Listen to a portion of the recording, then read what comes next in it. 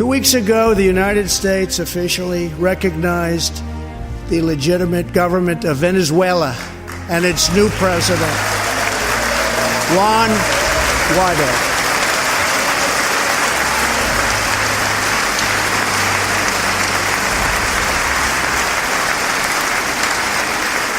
We stand with the Venezuelan people in their noble quest for freedom, and we condemn the brutality of the Maduro regime, whose socialist policies have turned that nation from being the wealthiest in South America into a state of abject poverty and despair.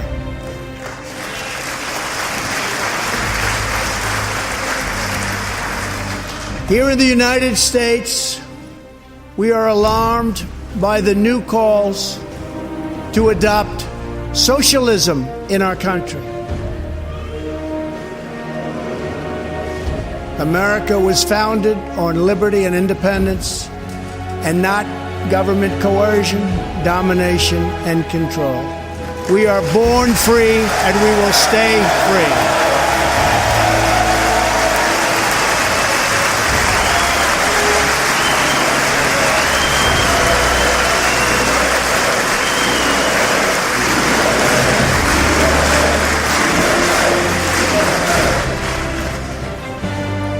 Tonight, we renew our resolve that America will never be a socialist country.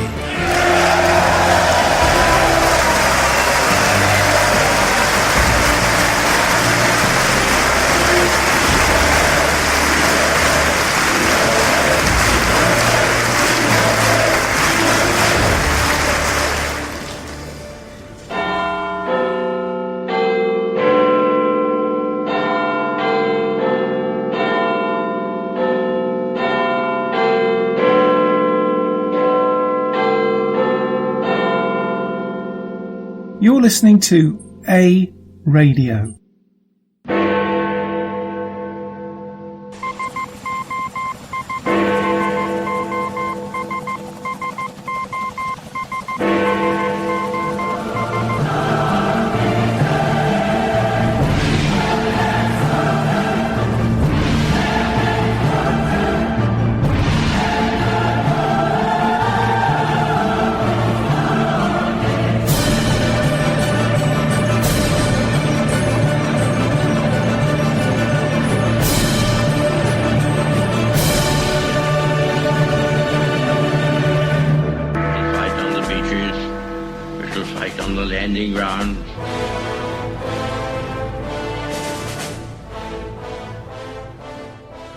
Thank you for joining us.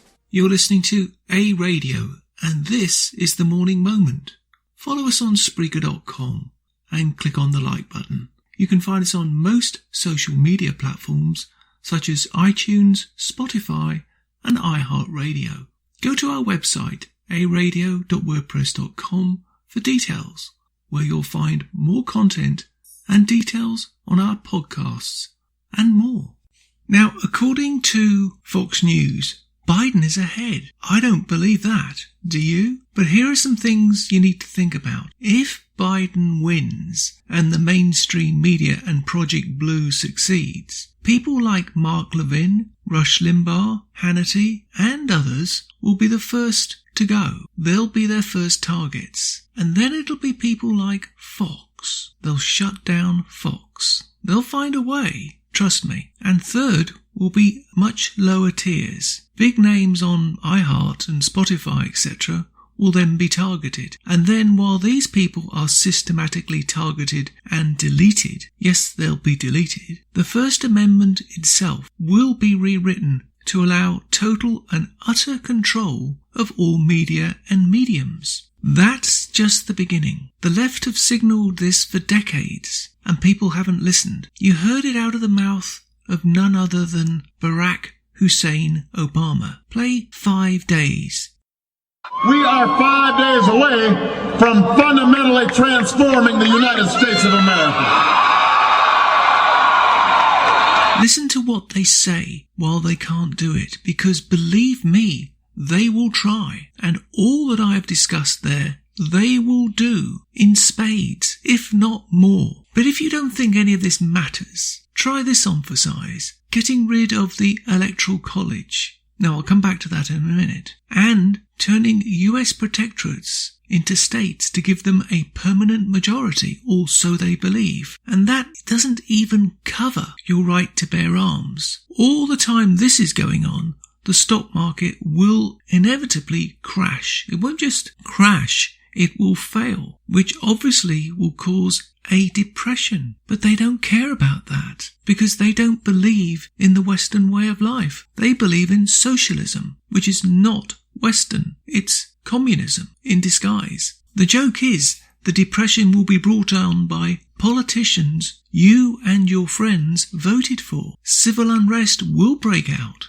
the likes of which you have never seen before. And to maintain order, the military will take control. Not the National Guard, the military, the federal US military. All this from one election. Yet your vote matters not just to America, but the whole world. By turning your back on the free market economy, you risk not only your freedom and your country's freedom, but the rest of the world's freedom. So when you, the American citizen, vote, you're not just voting for a new president, you're not just voting for senators or representatives, but you're voting for the whole world. So no pressure at all. And if you want a more current example, I'll give you two. One is a friend of mine, Hutch Bailey Jr., Cold War Radio. He made a comment which Twitter didn't like about holding people to account who've tried to undermine the US Constitution, and Twitter have suspended his account. And the other one is Newt Gingrich, who just last night, Wednesday, actually made a comment for the first time I've heard for a long time on Fox about Soros, and they shut him up so fast you would not believe. You try and find that clip, because he mentioned Soros, who is the one behind all this. Yeah, look, the number one problem in almost all these cities is George Soros elected left-wing, anti-police, pro-criminal district attorneys who refuse to keep people locked up. Just yesterday, they put somebody back on the street who's wanted for 2 different murders in New York City. You cannot solve this problem, and both Harris and Biden have talked very proudly about what they call progressive district attorneys. Progressive district attorneys are anti-police, pro-criminal, and overwhelmingly elected with George Soros' money, and they're a major cause of the violence we're seeing because they keep putting the violent criminals back on the street. I'm not sure we need to bring George Soros into this. I was going to say you get the last word, Speaker. He paid for it. I mean, why can't we discuss the fact that millions of dollars he spent? I agree with Melissa. George Soros doesn't need to be a part of this conversation. Okay. So it's verboten. All right, we're going to.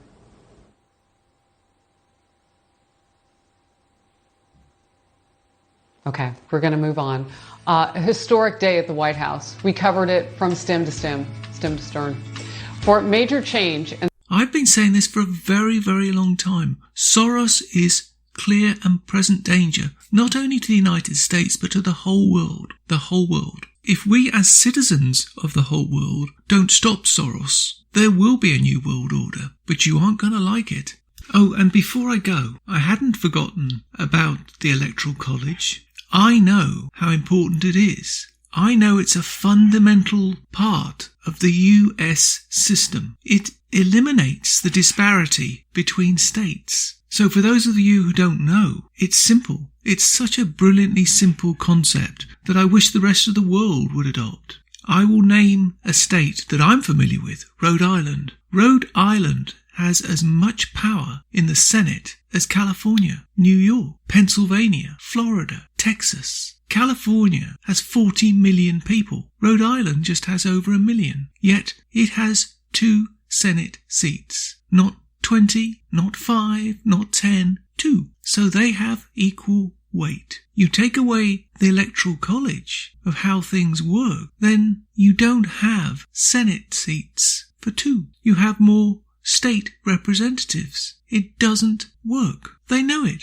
They know it. It's part of the whole system. If they can disrupt the power that one state has versus another, they can disrupt the whole of the United States. Now, I've simplified that. It's more complicated than that, I know. But the point is, they want to destroy the US form of democracy. It's a representative republic. It's not a pure democratic system, which is what they want, because they want to vote as a majority. That's why it's called the United States of America. Otherwise, you could just call it America and be very similar to Canada, where one province really does hold sway over all the others. And all you have is bitterness and anger. Bitterness and anger. One province vying for support and money over another. And that's what they want. Bitterness and division. And that's my comment. You can find more